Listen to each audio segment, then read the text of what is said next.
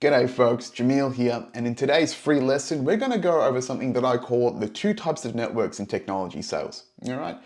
In this lesson, we're going to talk about the trusted technological network and the trusted personal network. What are the differences between each of those? What is the psychology behind a trusted network, and how we can, as tech sellers, as the people side of tech, as AEs, develop and access the trusted network of our customers. Okay. So if you haven't met me before, my name is Jamil Raymond. I'm the founder of Tech Sales Academy. I'm a 2x top 1% account executive. I was Cisco's #1 AE worldwide in 2023. And now I have transitioned from going into teaching and coaching technology sales to non-tech people like myself, coming from a non-tech background to going to what you see here.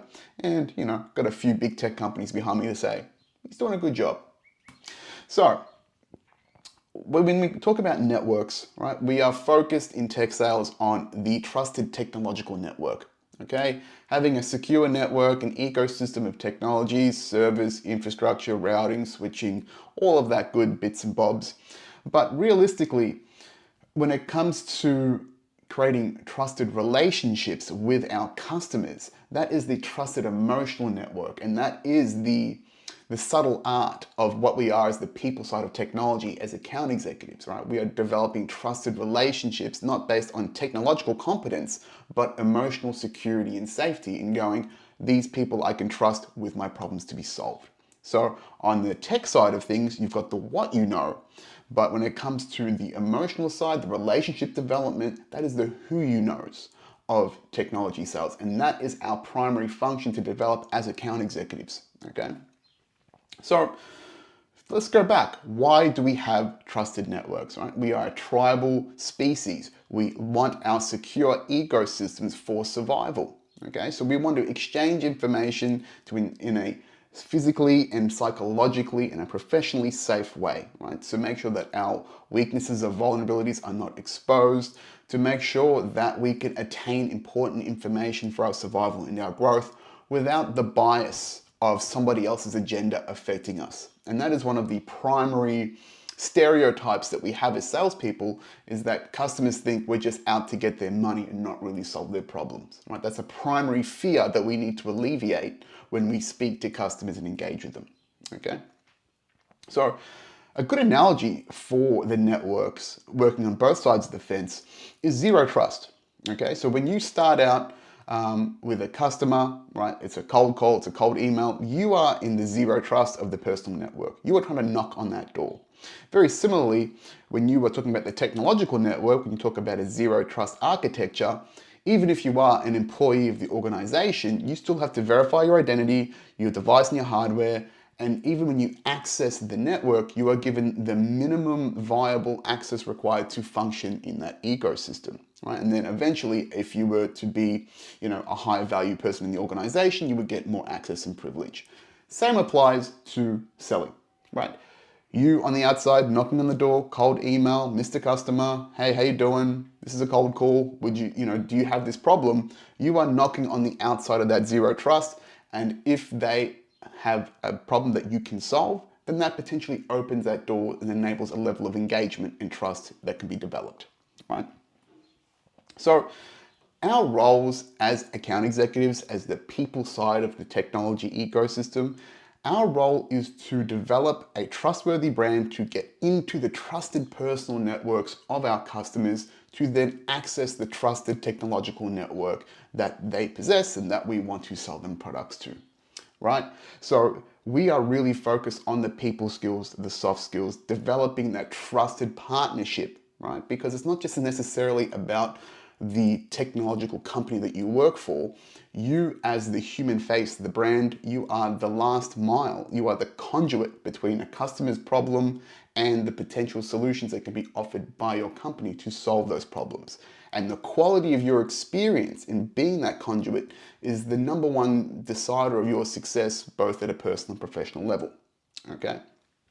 So it is really important to develop this trusted relationship as much as you can and get into the trusted ecosystem of the customer. Because when you are that trusted technology advisor, your job becomes so much easier in the second, third, fourth sale, right? Negotiations become conversations, businesses become partners, salespeople become trusted technology advisors. Okay, you want to make sure that you're developing depth with your customers, getting inside that trusted ecosystem, because your customers, just like us, right, consider your own experience as a customer. You want to deal with people that you're familiar with, that you trust, that have that ability for them to provide you those vulnerabilities, those challenges, without the bias of your incentive to sell and make money. Yes, is it always underlying in the underground that yes, you are there to make money, but customers understand the exchange. And if there is a value of trust, if there's a value of competence, of ensuring that their problem is solved, they'll happily spend money, right? It's just the other side of the fence for you as a customer as well, okay? So some of the psychology around getting into a trusted emotional network, I like to use a framework here called the triune brain. And essentially our brains are broken down into three major areas, okay? We've got the lizard brain, the mammal brain or the monkey brain, and the human brain, okay? And let's focus on the lizard brain right now.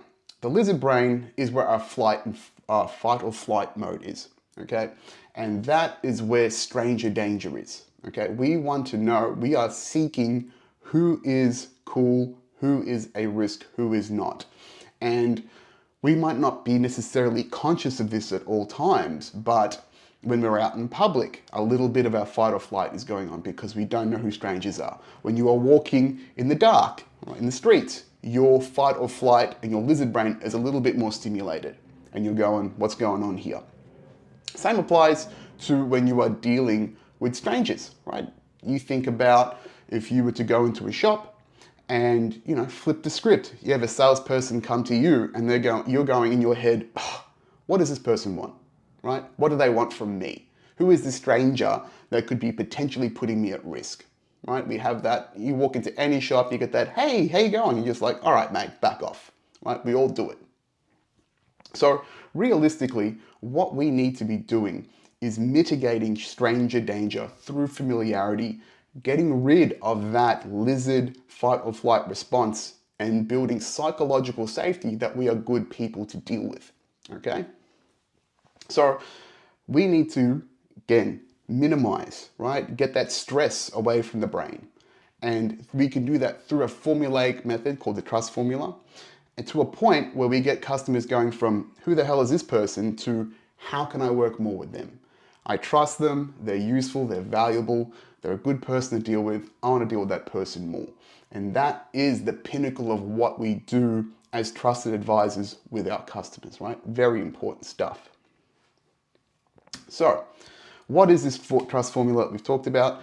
Talked about this in previous lessons. This is a social psychology framework coined by the great marketer Seth Godin, which essentially says trust equals frequency plus familiarity. Is that we create perceptions in our minds, that we develop brands based on what we consistently perceive about an individual, and then our pattern-seeking brain goes, okay, they are this person, okay? So how do we leverage this trust formula when we're speaking to customers and engaging with them, right? We need to build a trusted, valuable brand, and we do so by simply showing up and doing things that are trustworthy and valuable, right? To be that trusted technology advisor, you've got to show up to your customers frequently so they know who you are, and you add value with every interaction, right? And this is the basic fundamental formula that has been used everywhere in marketing, right? All of your influencers, even what I'm doing for you right now is showing up every day on the socials, giving you value until you go, yeah, this guy's all right. This guy's trustworthy, right? I am actively trying to reduce that stranger danger, trying to relate to it at a personal level and build that trusted brand, very similarly to what I've done with customers in the past, okay? And you should be doing the exact same thing.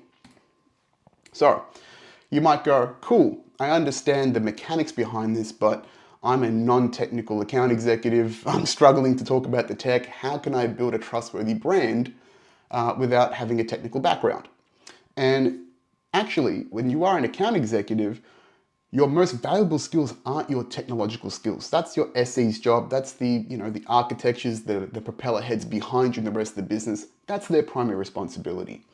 How we develop a trusted personal brand is through the soft and interpersonal skills, right? These are traits as opposed to skills themselves, Right? Number one, you've got to be competent at your job, right? One of the quickest ways to pick up stranger danger is to demonstrate incompetence in your role. So that might be, stuttering through questions or a lack of confidence or, missing critical details. Right? We've all made these mistakes. But if you can show that you are competent, trustworthy, you've got your shit together, then that is a fundamental to building a trusted relationship base to build upon. And then all of the traits that you see here, again, these are all personal traits. These are things you want to be known for. And really, I don't require a technical background and there's no degree in integrity. You are simply being a trustworthy person. You do what you say, you follow up, you commit. You want to be someone that you want to be dealt with, right? A people person in technology. You want to provide great service. Make sure you're caring about your customers. Look after them. Solve their problems. Don't just look at them as a bunch of dollar signs to be attained, right? You want to go that extra mile and show the effort. And you want to show that you are someone that genuinely cares and will do what's required to look after them. That means a lot, right? Think about people that go the extra mile for you. And then lastly, you want to personalize this, right? Know your customer well. Be a real goddamn human being. Take off the mask, take off the sales hat, right? Take off your customer service voice and just be a genuine person that is doing the best they can to solve the customer's problem. This authenticity, this effort, this integrity, even when things aren't going right, shines through to customers and they appreciate it and it builds the brand irrespective of the outcome, okay? So to summarize here, you as the account executive, the people person in tech, you must focus on entering the trusted personal network, becoming someone who is a who you know, right? The what you know is important, but again, leave that to the eggheads, right? Said with much respect. So at a psychological level, we as AEs must push past the stranger danger, right? Getting rid of that lizard brain, that flight or flight, and pushing past the initial stereotype of what a salesperson is through trusted behaviors. We use the trust formula by showing up frequently and adding value with every interaction to build that trusted personal brand over time. Okay, so that's it for this week, folks. If you want more tech sales tips that really focus on the people side of technology, soft skills, personal skills, sales psychology, check out the Tech Sales Mentorship, over 30 free lessons in there, and I'll see you next week. Ciao for now.